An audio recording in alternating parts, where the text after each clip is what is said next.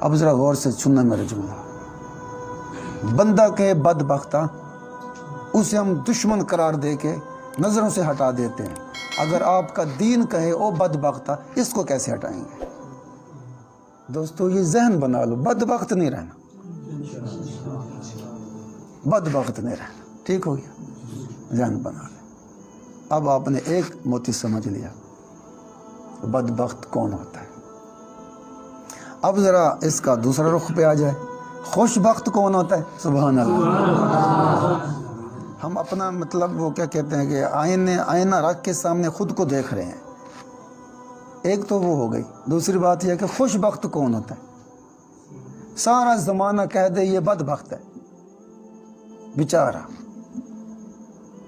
بیچارہ، گھر کچا ہے، چج کے کپڑے نہیں پہنتا، یا دوسری سمت میں چپڑاسی ہے، یہ ملازم ہے، یہ مزدور ہے. آنکھوں سے ہٹا دیتے، اسے کوئی نصیب والا نہیں کہتا، اسے کوئی خوش بخت نہیں کہتا. ہر بندے کی نگاہ میں وہ ایک غریب سا بندہ ہے، گلی کے کک کے برابر اس کی اوقات ہر بندہ رکھتا ہے. کوئی بھی اسے اعلیٰ مقام نہیں دیتا، مگر دین کہتا ہے یہ خوش بخت ہے. دین اس شخص کو بدبخت کہتا ہے جس شخص کے ماتھے پہ سجدے نہیں، آنکھوں میں حیا نہیں، زبان میں سچ نہیں، دل میں عشق مصطفیٰ نہیں ہے. دین اسے بدبخت کہتا ہے. اب ذرا ٹکرا کے دکھائیں مجھے دین سے.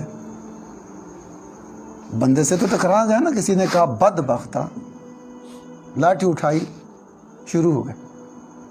اب ذرا دین سے ٹکرا کے کوئی دکھائے. نہیں ٹکرا سکتا، کیونکہ دین حق ہے. دین حق ہے، کیونکہ یہ جو بھی کہتا ہے وہ ٹھیک ہوتا ہے، اور سمجھدار بندہ اس سے نہیں ٹکراتا. تو پھر اگر دین کی بات حق ہے تو پھر آپ اور ہم بدبخت کیوں ہیں؟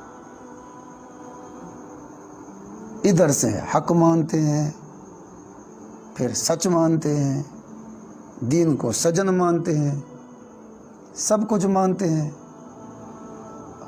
حق ماننے کے بعد، سچ ماننے کے بعد جب دین کوئی بات کر دے اس پر یقین نہ کریں، اس پر دھیان